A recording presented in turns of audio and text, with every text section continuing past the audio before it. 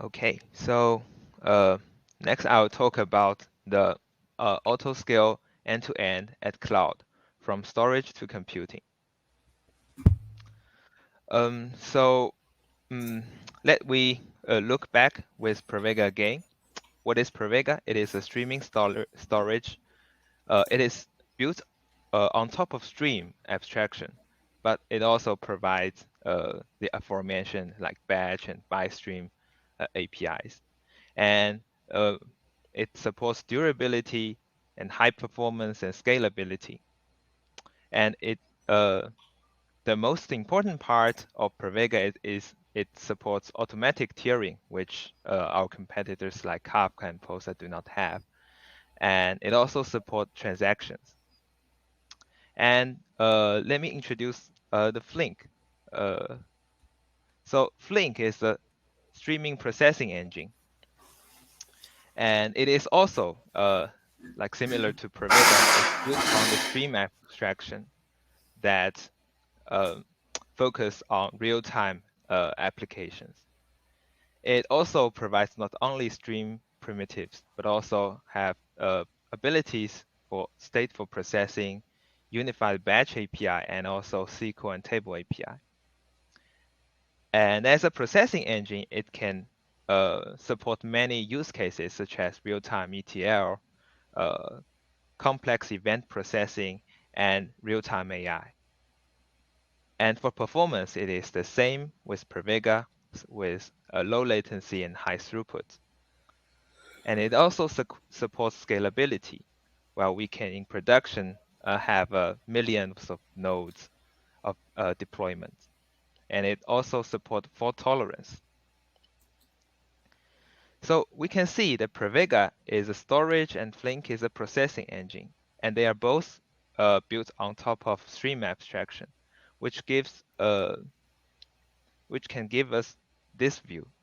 So we can have a unified model to abstract the storage layer into Pravega and the processing layer into Flink. And in the middle, we would provide the Flink connector for Pravega as a unified runtime, which we can support large, historic, and low latency real-time data. So next, I'll share more details about the main topic, which is end-to-end autoscaling with these two projects. So here is the motivation. Load variations can originate from seasonal spikes, such as day and night, weekdays, and weekend. For example, the traffic in the city, it may goes up in the rush hours. And also we can see like holidays, non-holidays, and some accidental events, such as like earthquake, vibrations. So therefore, in the real world, there are many use cases that the load can vary at a very high scale. So normally in the current architecture, the load and the resource look like the following in reality. So the resource will have a constant load of resource. For example, you have some dedicated virtual machines or physical machines. So that is limited, but the load is you can fluctuate. So we can see there are two things. First, when the load is below the resources, these resources are wasted. And when load is over the resources you can handle, then you will have the service a service downtime or lower quality. So in ideal, we would like to achieve the following case, that the resource we use can change with the load, so that we can maximize our usage with the resources. And when the load is low, we can save those resources, which save the electricity usage, be more sustainable, and also we can use these resources for other use. So let's more abstract our challenge. So we would have our storage here, and in our architecture, based on the streaming case is more and more popular, these data sources can coming from like videos and sensors from IoT. So it will be a streaming storage, which Pravega can fit very well. And on the right-hand side, we will have some data processors to deal with the data, process the data, and generate the values of the data. So left-hand side, we will have the load like this. But on the right-hand side, we will have the processors. So how can we see the scaling with that given the load and this processor so that we can save resources, and we should also provide the same quality of service with the limited resource. So here is our solution. We would provide a whole solution based on Kubernetes with our storage abstraction with Pravega and our processing engine as Flink. And in the middle, we would have our metric server to listen to the Pravega metrics.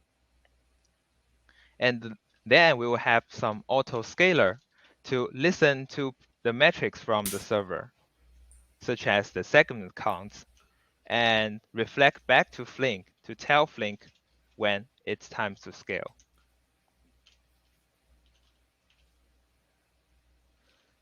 So the benefit we choose these two systems is that they both support elastic scaling. From Pravega side, we would have two levels, the logical and physical. In the logical, it is defined on stream level. In stream creation, you can define a service level agreement based on the scaling policy, either by byte rate or event rate for each segment. And on physical side, we can also support that with our Pravega operator based on Kubernetes. You can deploy with a Helm chart easily, and the segment store replicas can scale in Kubernetes by load. So let me next talk about Flink. So Flink autoscaling, it is feature complete on Flink 1.13 based on Kubernetes deployment. It can automatically adjust the parallelism by some custom metrics and leverage the Kubernetes Horizontal Pod Autoscaler to scale Flink task managers. And with the new reactive mode introduced in this release, it allows the application to use all the resources available. So in our case, we can set our custom metrics as Pravega segment counts so that it can reflect the load of the ingestion so that it can scale from end to end. So next is our demo.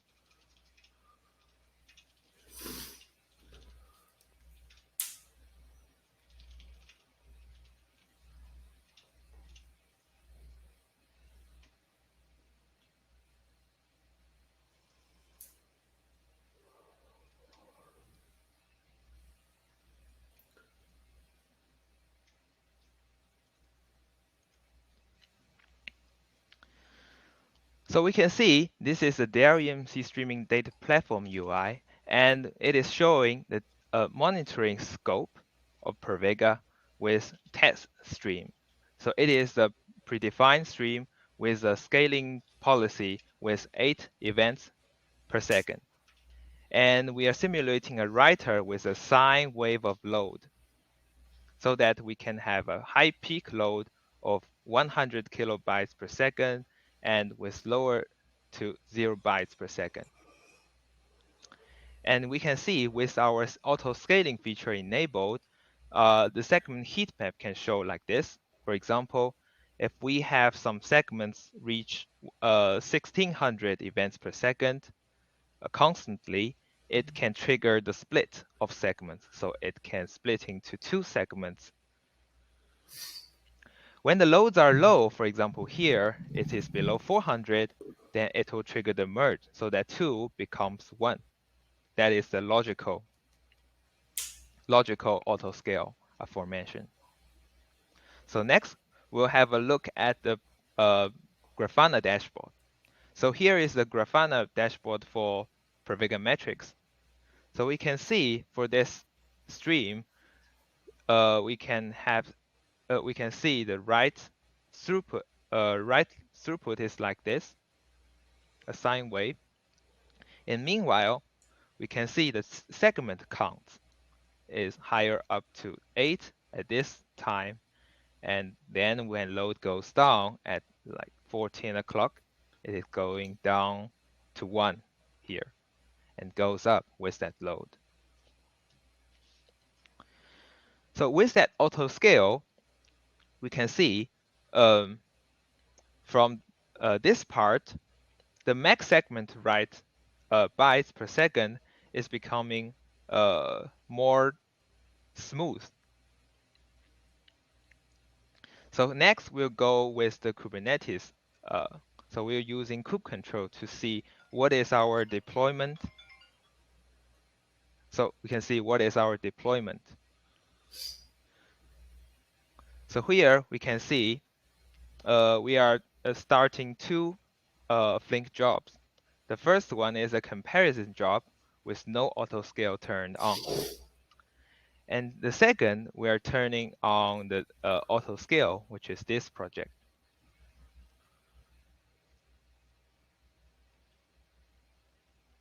And also, we'll have our Prometheus to listen to our to gather all the metrics from Pravega, and next we'll have a Kubernetes Pod Autoscaler described next.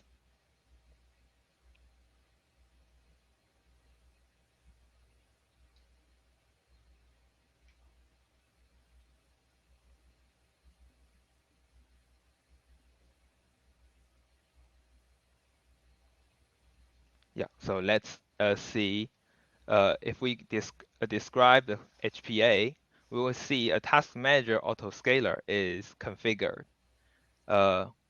Here we listen to the metric segment number, which is reported from Pravega. So we can see currently we'll have one segment. So here in the pod view, we can see only one Flink task manager pod is spawned. And in the history, we can see in the events, it can scale from 5 to 1, 5, 4, 3, 2, 1 over time. So it is working as configured. So next, we can see the combined dashboard from Grafana. This shows both the metrics from Flink and Pravega. So on the left-hand side is the physical point of view. We can see in the segment counts, it is coming from Pravega with highest 8 to lowest 1. And with the help of the horizontal pod autoscaler from Kubernetes, we can also see the Flink task manager is also scaled with that similar wave. And on the right-hand side, we can see the throughput. So remember, we have configured two jobs. The first is the comparison job, which does not have the autoscale enabled. So this is the green line here. So we can see in the green line, it is the straight 2 kilobytes, while with the yellow line, we'll have the autoscale enabled. We can see the sine wave, which means it can catch up, while in the green line, it is bottlenecked with the limited resources, which can indicate if we do not have our auto scale, we will have some service inability.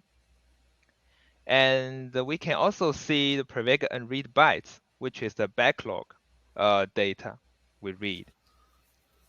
So with auto scale turned on, we can see we'll have constant 0 in the yellow line, which means it can catch up with the latest data. While on the other hand, if we do not have autoscale enabled, we will have constant increasing backlog for Pravega, which means your latency of data will become higher and higher, and there will be more and more data stuck in the whole pipeline. So that also proves the importance of autoscale. So that's all for my part, my